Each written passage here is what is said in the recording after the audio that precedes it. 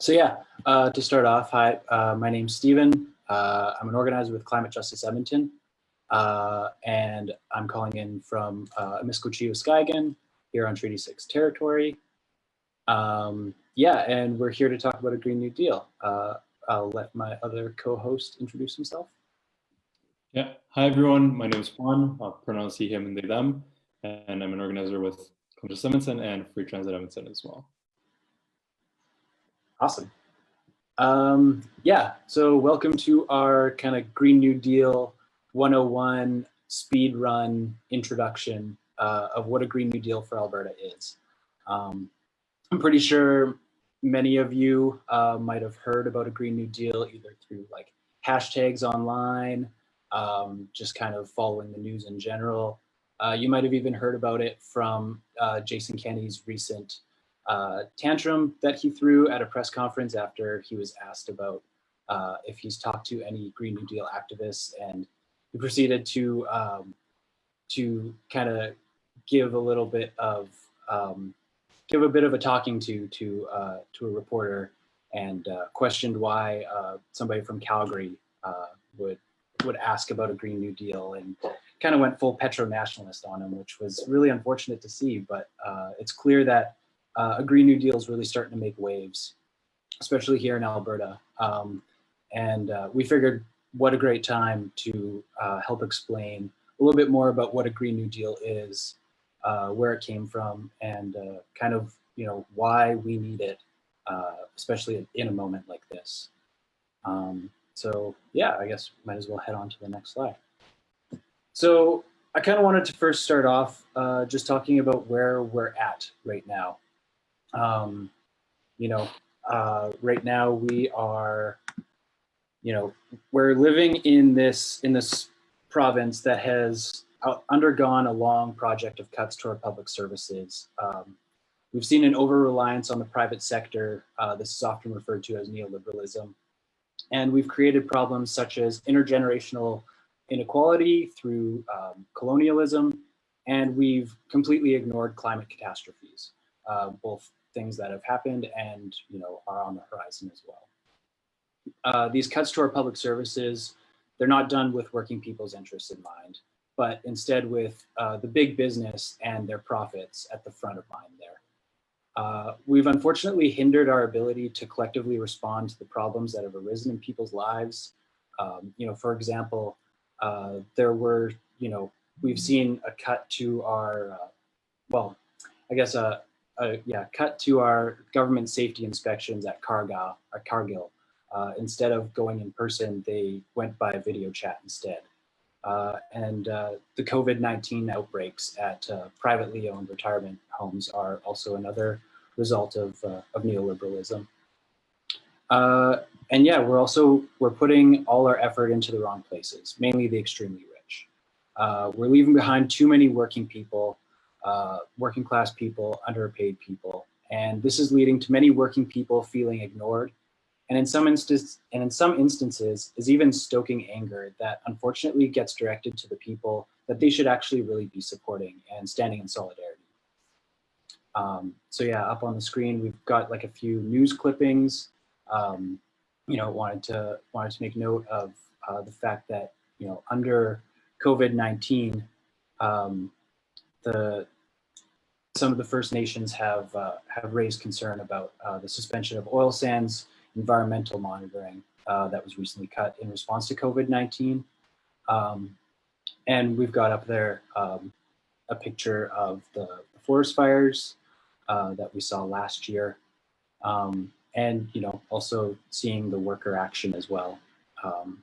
And probably more worker action to come as bargaining comes up. So on to the next slide. So this is a graph of unemployment for Canada. And Stats Canada recently released the job numbers for April. And yeah, as you can see, it's not good. Yeah, this is a chart of the unemployment rate and the increases that it's seen during economic downturns. This is in Canada from 1976 till currently today. And we're currently seeing unemployment levels at levels that we haven't seen since the 1980s recession. I think it's also kind of interesting to note that this chart is kind of illustrative of our cyclical economy, how we're kind of taking it for granted that recessions come, inevitably and almost on a regular basis. And along with that, there are job losses and people are put into more precarity, especially those who are doing work that we're now coming to understand and realize as essential work. So, grocery store workers, food production workers, elder care workers, supply chain workers, all these people, every single recession that comes in, they're the people that are also getting hit extremely hard. And it's becoming clear that our current system is incapable of being just. Our public infrastructure has been eroded to the point that it's underprepared to take care of people as we move through these crises. Next slide. So this is a map of the wildfire projections for June of this year. And yeah, unfortunately, even as we're dealing with a global pandemic like COVID-19, the climate crisis isn't taking a day off either. Even with all the personal sacrifices people have been making, we're seeing people driving a lot less, flying a lot less, and staying home a lot more. We're still forecasted to have above average severe weather. And this is clearly indicating that we need real systemic changes that redefines what normal is.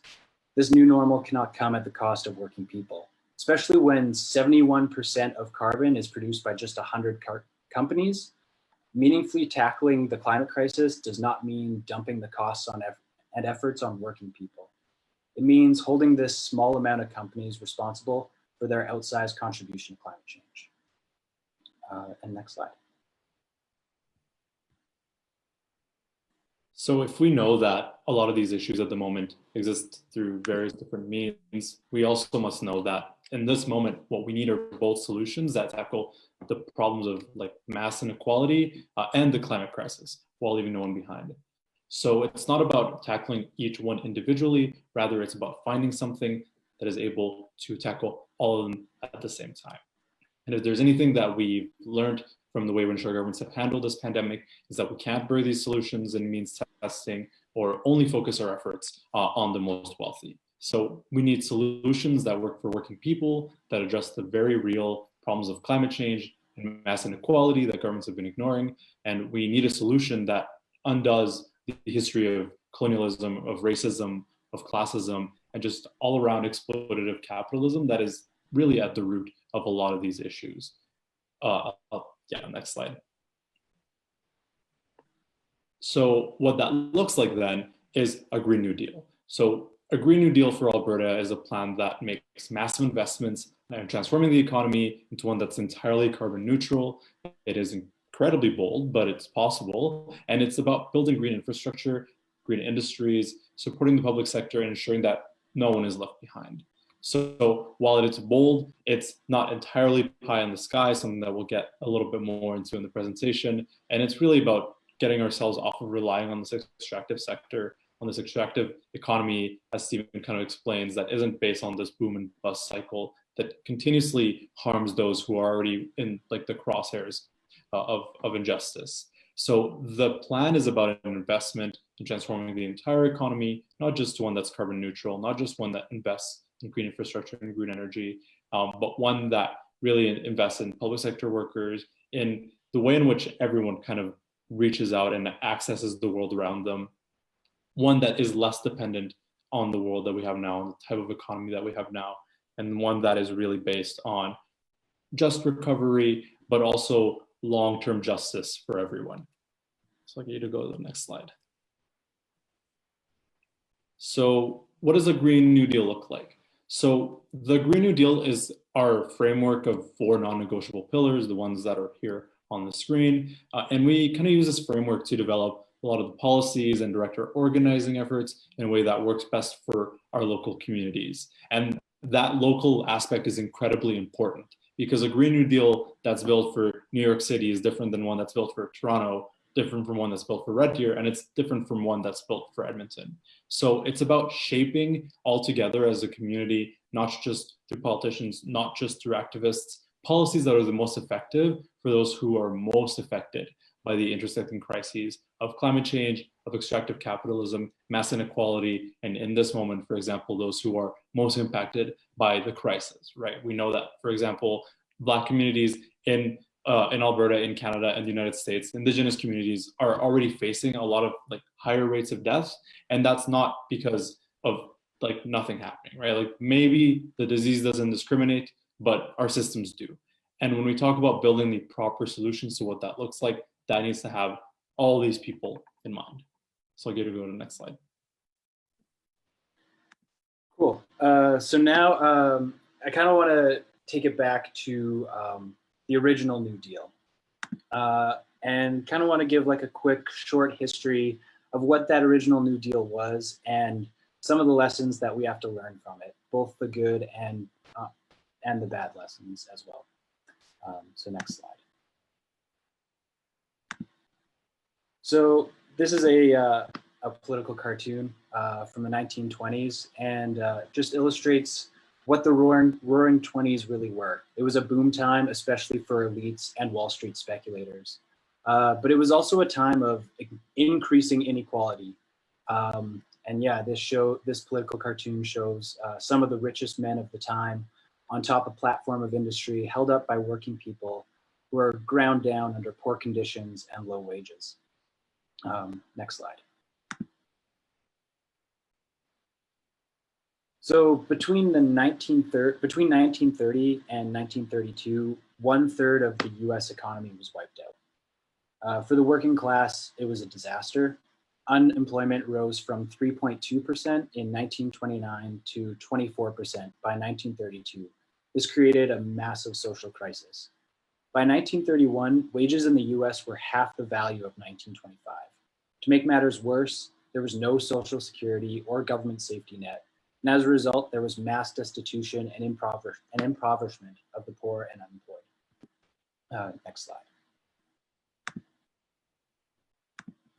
So enter Franklin Delano Roosevelt.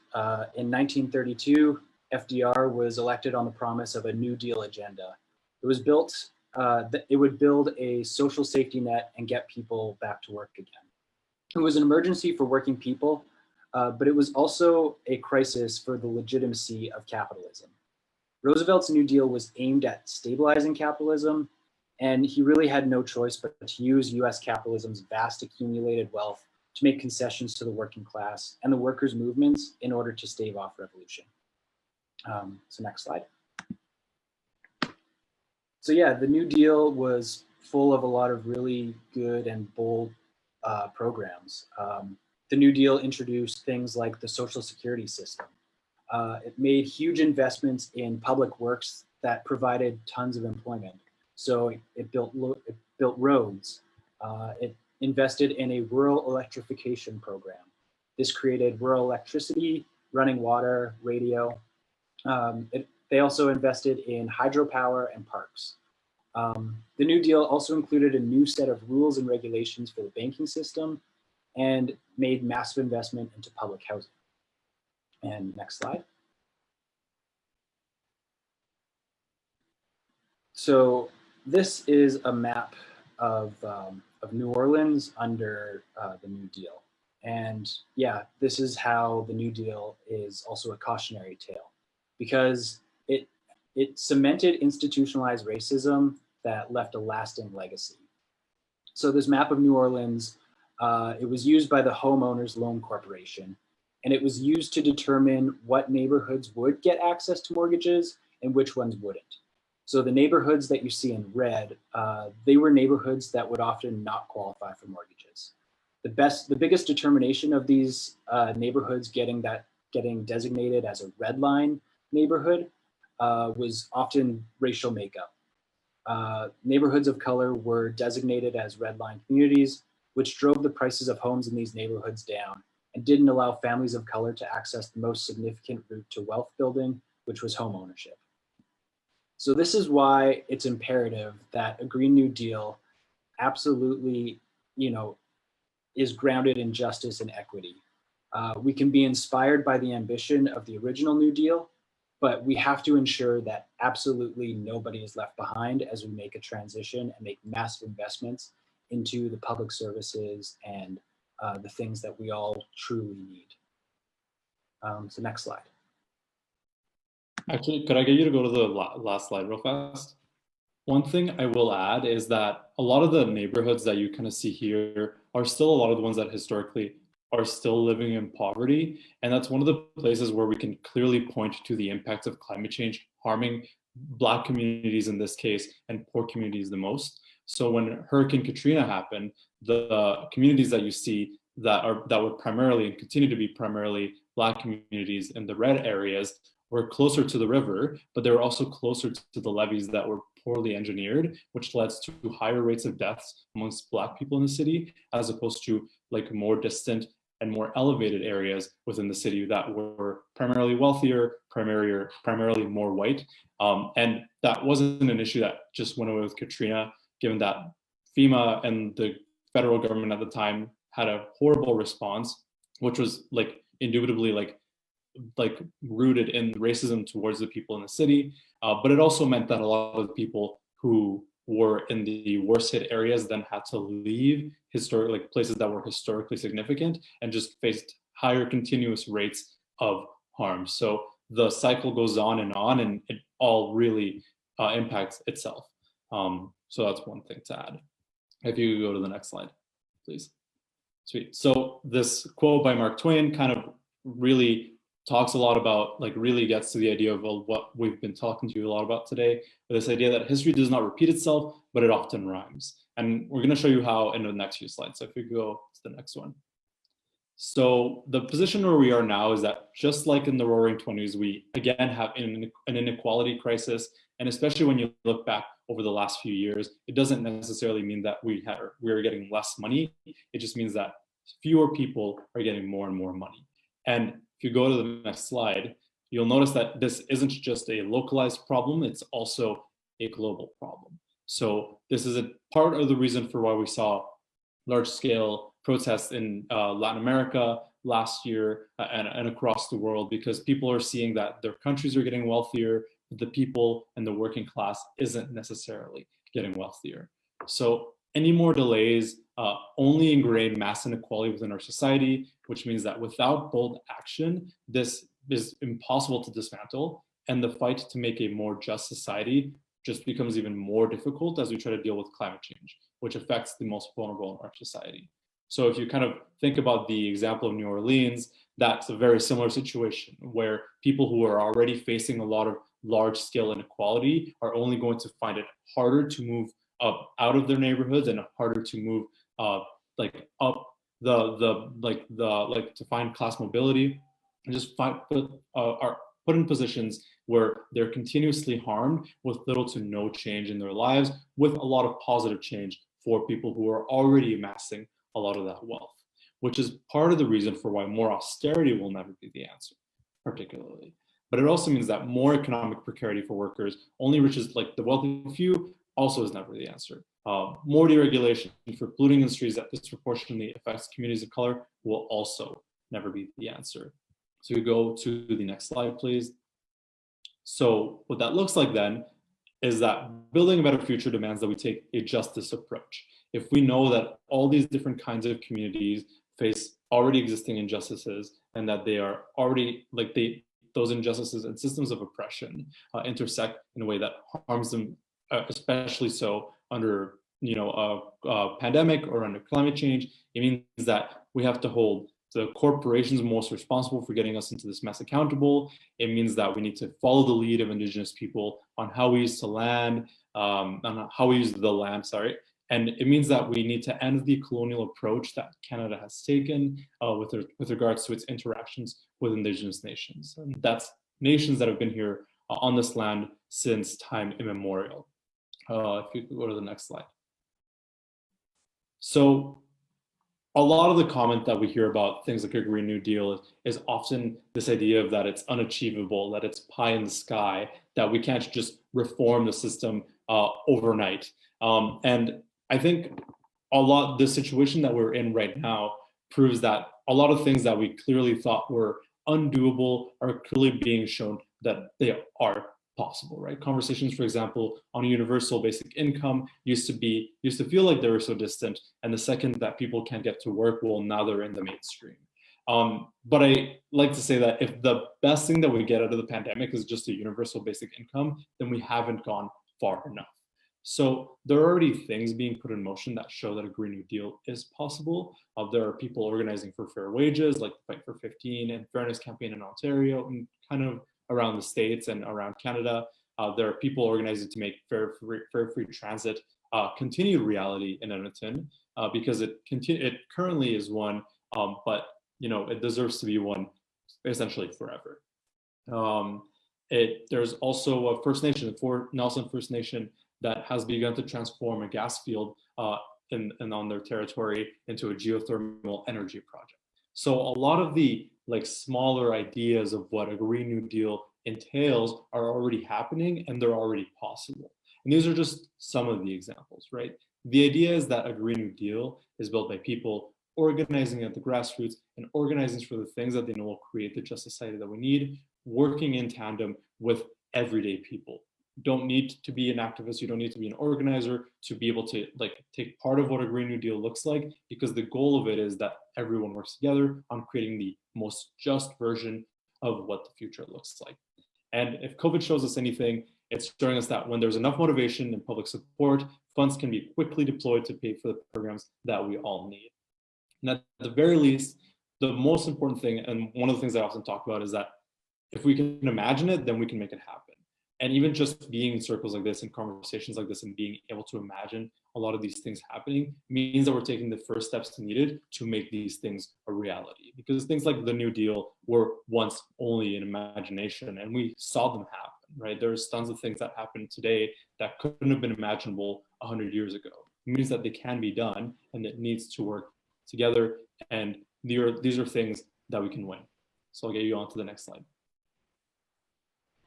So we've talked a lot about these really big, bold, and exciting ideas about making a much more just society, but these ideas are just half of what a Green New Deal is.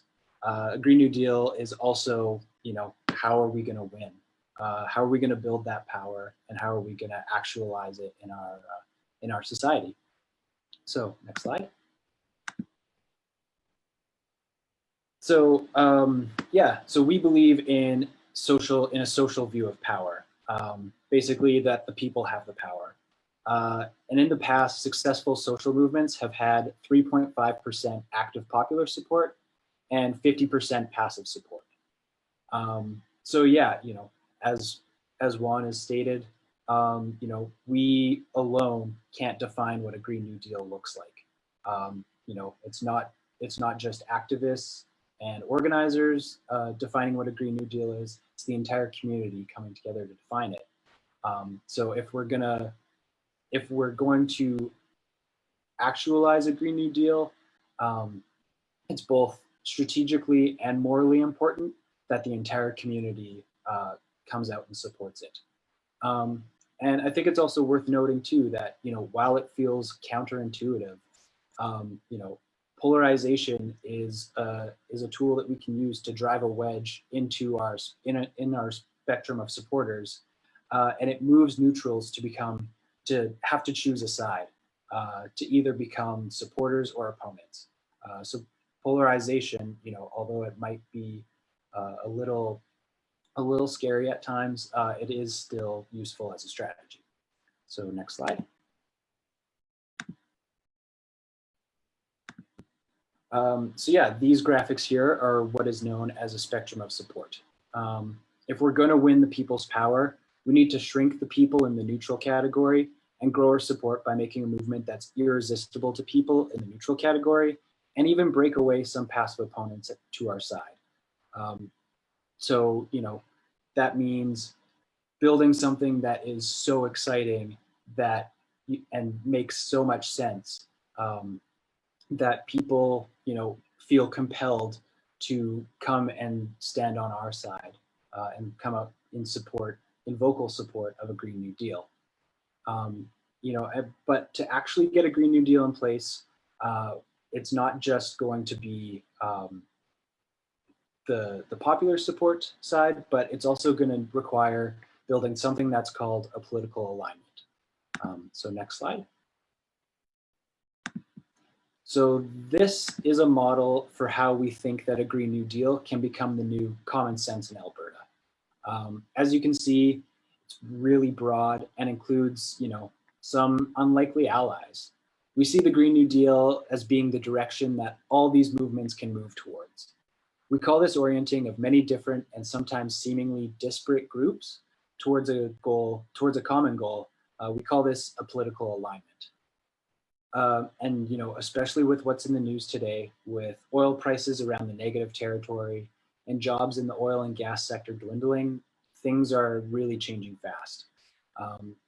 In this moment, we could easily imagine a scenario where both NDP voters, oil and gas workers, and the environmental movement all align together around bold policies like something like a green jobs guarantee, for example, or protections for workers transitioning out of the fossil fuel economy, and other big planks of a Green New Deal that were already popular before this crisis, but can now reach that peak popular support and really push us over the edge to win a Green New Deal.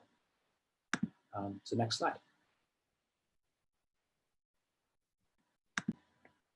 So looking at all the ideas and the kind of spectrum of allies that we want on our side, the end goal of what we want is a Green New Deal as a framework that we use in organizing for a common vision that benefits everyone, not just the few, not just the wealthy, everyone. And it doesn't matter whether you work in healthcare, in education, or in oil and gas. The idea is that we unite the goals of grassroots organizers across labor, environment, and social justice into one common goal that builds widespread solidarity. And the idea isn't just about leaving, again, this idea of not leaving people behind, like not leaving people who, for example, work in oil and gas behind, right? It's about those people are part of the fight, and these are the many different people who we build a just future with together. So I'll get you to go to the next slide. So as we get ready to close up the presentation that we've just given to you, we have a few big asks for you. We want you to think about what your community and your sector and the ways in which you can agitate can help build the Green New Deal for Alberta. We want you to think about what are some of the changes that you can demand that uphold the 4 pillars of a Green New Deal, and how can you orient the work you are already doing in your community to include the pillars of a Green New Deal.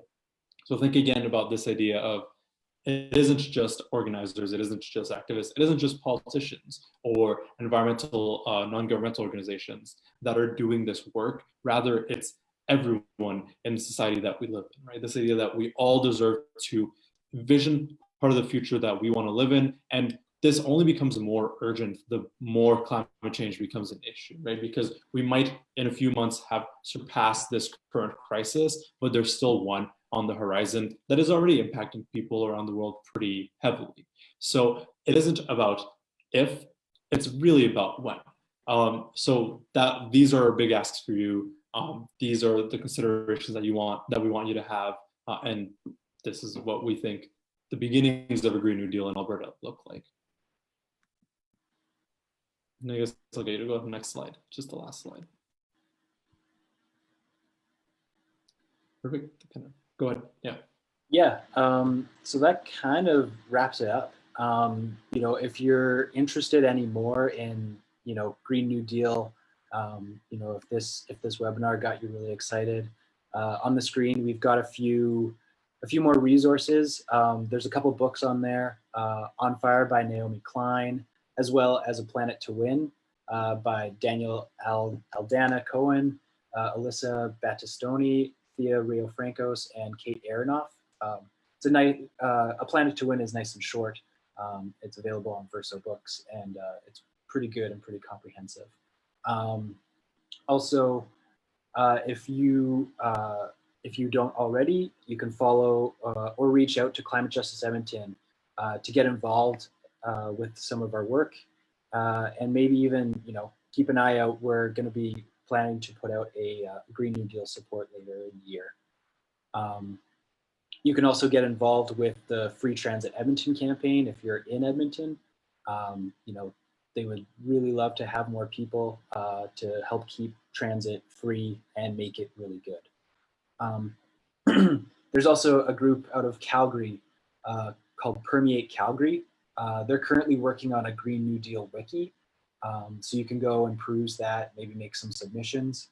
The website is down there at the bottom. So municipalgreenNewDeal.miraheze.org.